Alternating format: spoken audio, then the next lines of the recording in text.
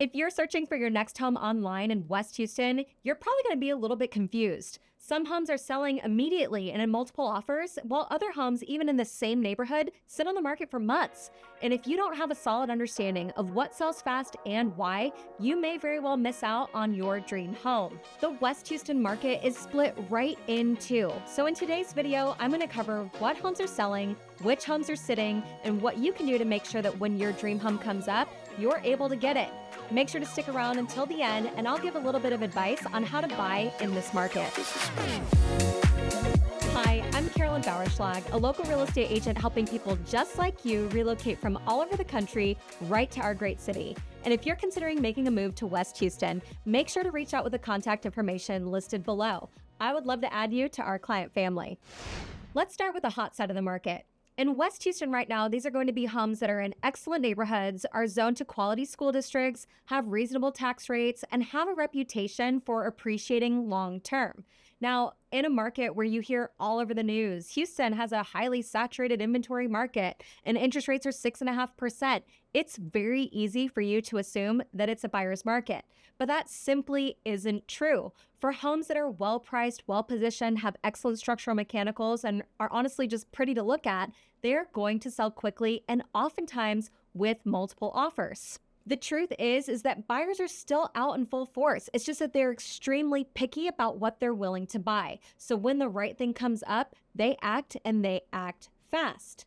Just this weekend, I had a house go on the market that my clients were interested in.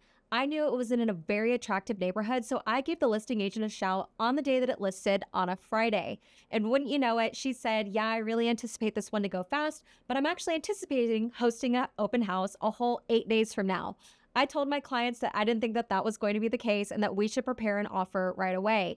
We were able to show the home, and sure enough, by Sunday, she said, hey, we're in a multiple offer situation. They had 15 showings over a 3-day period, and at least by Sunday evening, there were 3 offers that she already had in hand. A far cry from her expectation that it would take another 8 days for her to find her first offer. Now, this home had literally everything. It had a recent roof, upgraded HVACs, an outdoor kitchen, a beautiful pool, green space in addition to the outdoor pool, no backyard neighbors, a custom kitchen, beautiful floors. What's not to like, right? It was in a highly attractive area with a low tax rate, excellent schools. It was simply going to go, right? So my folks ultimately made the decision that they weren't going to pursue that one because the floor plan wasn't quite right. But I'm so glad that I at least gave them the advice that this home was going to move quickly, even in a 6.5% real estate environment. Now, my folks did what all buyers do is once they pass on a home, they go back to that neighborhood and they look for the next one. What stone did I not unturned, right? And they sent me a listing that had just come back on the market, but it had been available for sale for months. And they said, hey, Carolyn, what's wrong with this one? It's in the same neighborhood. It's got the same great schools, same great tax rates. And when I looked at the home, I was able to tell them the roof is 14 years old at least. None of these HVACs have been replaced. It needs not an entire interior renovation, but it looks kind of tired on the inside, right? And so even within the same neighborhood with the same attributes, you can find homes that are simply going to get stuck. And the reason for that truly is that buyers are leaving out their life savings. And when they do so, they don't have the available cash to make the improvements otherwise, right? So your down payment and your monthly debt service in the form of your mortgage payment is going to eat up any amount of available budget that you would have had to address simple things like paint. Now, if paint sounds trivial to you, I can completely understand that. And perhaps you have the cash and the vision to be able to handle that on your own. But let me give you another example. I just had a listing sell in a great neighborhood. We positioned it a little bit below the comparable sales, actually. It was pristine, single family owner, perfect maintenance history on this house, but it had paint that was very popular from when it was built back in 2013. And we had a ton of showings. We had very successful open houses. And by about week 2.5, my folks said, man, I'm really tired of hearing that this is dark. And I said, yeah, me too. And so I went with the sellers and I said, let's go pick some paint. And what we did is we spent a few $1,000s, less than $4,000 to paint all of the ceilings white and to paint the walls a slightly less saturated version of the color that was already there. And that sounds trivial, I think, to a lot of folks' ears, but as soon as the paint was done, We had 2 showings, and one of the people that showed it bought it for a great price. We didn't do a price adjustment. It simply was the visual appeal that people couldn't get past. So there are times where well-priced homes that are well-positioned aren't going to sell right away, but small tweaks in the physical appearance is all that it takes to get a home to move. The bottom line is that money is driving all choices. And I think most of the time folks consider money when they hear it, and they think that it just has to do with the price of the home, right? And they think to themselves, well, I bet things that are less expensive are going to sell better than things that are more expensive. But really what it comes down to is, where is the cash going that buyers have been so very carefully saving? So this multiple offer phenomenon that I'm describing to you, where all of a sudden in a quote unquote buyer's market, homes sell like that, is agnostic to price. People at any budget, whether it's 400,000, 800,000, 1.2 million, are being extraordinarily careful and picky with how they spend their funds. And the last thing that I want you to be aware of in this multiple offer phenomenon in a hot market is that none of us are really immune to the macroeconomic circumstances that we're all operating in, right? We have job issues where hiring rates are lower than they've been since 2008. We have the looming threat of AI. We have instability in the stock market. We have people that generally feel insecure. And more than anything, when people are buying a home, they want to feel good. They want to feel happy. They want to feel like their life savings that they're laying out at hundreds of thousands of dollars is going to the right place. So when those little jewels come up on the market all along the West Houston corridor, you can all but guarantee that someone else will have interests that are exactly the same as yours, because we're all being affected by the exact same external influences. So what's not selling? Basically the opposite of everything we just talked about. So these are going to be homes that are overpriced, perhaps in less than ideal locations, and maybe need some updates to the structural mechanicals or appearances. So let's chat about the obvious one first, and that's going to be price. And if we're talking about a home being wrong on price or a little overpriced, I want to give a bigger picture for that. I think when I hear overpriced, I think, gosh, they're so unrealistic. Like it's, $50,000 over what it should have been priced at. And sometimes that's true, but sometimes overpriced is simply just 2 to 3 percentage points above what the market will actually tolerate. And in a market where, interest rates fluctuate by a quarter point every week, what is overpriced in one person's mind against another's can change on a dime, right? So even if something is only 2 or 3 percentage points off the bubble of what someone would be willing to pay, it could sit for a month, right? And that would be an opportunity for you to, as a buyer, to get a really great price in a really great area. It just got stuck in the mud. Now, another thing that can kind of be an influencing factor in overpriced that you can't really see is going to be a tax rate, right? So there's pockets of, let's say, Cinco Ranch, where the tax rates are closer to 2%. And then there's pockets of Cinco Ranch where they're closer to 2.8, right? And someone could say, I think that house is overpriced for the area. Well, it's not really the price tag on the home. What they're citing to you is the recurring annual responsibility of property taxes, right? And that's a very valid concern, because as someone astutely pointed out to me that came from a non-property tax state, they said, Carolyn, this home is never going to be paid off. And I said, well, that's a great point. Property taxes until you die, right? So overpriced means something different to everyone. There is also another small phenomenon that we're seeing in this market as well, where there are people that are listing homes that they bought in 2022, 23, 24 that are new construction, let's say from a builder, right? And these builders did them dirty on the way in and didn't properly account for what their property taxes were going to be. And because that's a bill that we have until we die here in Texas, these folks can't afford the home. And it's very sad, right? So they paid the builder a huge premium. Builder didn't properly account for their taxes. They have to sell. They're trying to recover the price that they paid the builder. So that might be an opportunity for a potential buyer, but it could be a home that sits just because they have an unrealistic expectation according to today's market.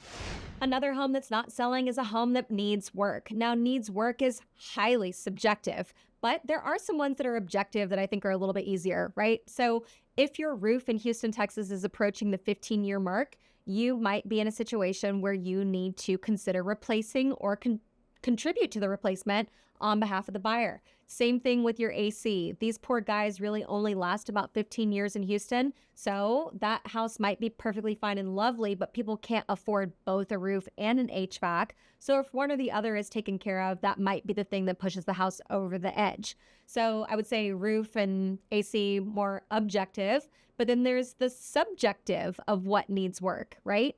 And we see buyers get really picky because they can be, right? There's, at the time of this video here in May of 2026, we're looking at 57,000 homes on the market across the 9-county area, right? So the home down the street that's got an updated kitchen, better looking floors, and a new paint job with a recent roof and HVAC is going to sell. The home in the same neighborhood with 12-inch tile, builder grade cabinets, a 15-year AC, and a 10-year-old roof is going to sit, because buyers perceive that in order to get what they want with their hard-earned money that they've saved as being out of reach or too expensive. So minor things like paint, minor things like carpet that you, the seller, can afford to pay because you have a 3% note or whatever. It behooves you to do those things so that you do actually become the one that sells.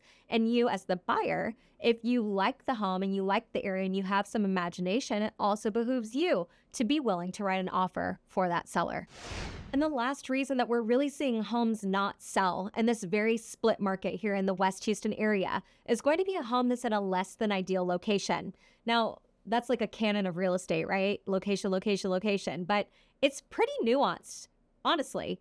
And it's kind of interesting to see how that little marker for what ideal is moves as time goes on, right? So I used to hear people tell me all the time, I don't want to live in Firethorn, that's too far. And now Firethorn is highly desirable because of the westward expansion of Houston, Texas, right? But what I think they're really kind of saying is what kind of lifestyle do I get to have in the place where I am buying? So what we tend to see right now in the market on the West Houston side is that if you are in an established master planned community where there's parks, pools, walking trails, beautiful landscaping, a cohesive look to it, enforcement, honestly, from the HOA to make people keep their neighborhoods looking good, those are the homes that continue to sell at a very quick clip. It's the homes that are in what I would call pocket neighborhoods, that are perhaps a little slower to sell. So this is going to be, let's say, anywhere from a few hundred homes to maybe 1,500 homes in a neighborhood that were built out maybe by 2 or 3 or maybe 4 builders, but not like the premier builders that you're used to seeing. Now, these neighborhoods won't typically have amenities. They won't typically have a great amount of activities or pocket parks or waterways or things to look at, right? But they are going to offer you typically a lot of space for the price. But what I'm noticing as the real estate agent, at least here on the west side, is that folks are demanding not only perfection or excellence within their home, but also within their community. So I promised you some advice on how to be successful in this very split market. And here's number 1. The first is that you need a highly skilled and highly communicative agent. Yours truly is happy to help you with any real estate need you have as you consider relocating to the west side. Now, what do I mean by skilled and communicative? I literally mean treats real estate like a full-time job. There are a ton of people in this industry right now who are dual career agents, and I can't get that person on the phone, which means that as your performance deadlines are approaching, as you are trying to get a hold of the other side to get terms negotiated that are pertinent to your contract, you're not going to hear from that person for at least 24 hours, right? And sometimes I feel like I'm calling somebody and I've literally woken them up from a nap, right? So on the receiving side of this, if I'm the listing agent and I can't get a hold of a buyer's agent and there are multiple offers in a certain scenario on my listing, who are we going to work with? We're going to work with a person who is a professional, who's representing the client and their best interest, who answers the phone during normal operating business hours, right? So I can't overstate the importance of you aligning yourself with someone who treats real estate as a profession and not as a hobby that they participate in from time to time. The next piece of advice that I'll get you is write a clean offer. Now, this sounds kind of hackneyed and I don't mean it to be. I'm actually being quite serious. The Texas real estate contract is written to protect the buyer's interests almost exclusively. It really is not written with any major protections for the seller. And the way that some buyers interpret that and their agents who perhaps are hobbyists interpret that is kick the seller in the teeth. And I don't care whether we're in the hottest market of 2021 or if we're in a slightly difficult but still productive market of 2026. Nobody wants to feel bad in a real estate transaction, right? So I always encourage people, whether we are buying something that is in a multiple offer situation or we're approaching someone who's been on the market for a month or two, is to approach them with respect, right? Show them that you are invested, not only financially, but emotionally in this process. And the easiest ways to do that are to not take full advantage of every possible exit clause given to a buyer to terminate a contract. Now, obviously, you're going to write an offer that gives you protections for your inspections and for your financing. But when you add things like the environmental hazards addendum, where you're going to terminate if there's wetlands on the property, I'm going to ask you what wetlands you think are being protected in Cinco Ranch, Texas, right? So be a reasonable person and don't show the seller that you really just want to kick them right in the gut. And the last piece of advice I have in this market is to let cooler heads prevail. It's very easy for buyers who are tired of being told that they have to compete to get hot under the collar and say, I just want to exit this market. I don't want to compete. I don't want to deal with this. And it's very easy for sellers, on the other hand, to say, this is all too difficult for me. I don't know why things can't just be the way they were when I was a buyer 5 years ago, right? And the reality is that our job as a real estate professional is to help bring those emotions together so that people can actually accomplish their real estate goals. So when things progress in a real estate transaction and you get emotional, as anyone would, the best advice that I have is to let cooler heads prevail and to treat each party inside with kindness, and so that you can actually get to where you want to go.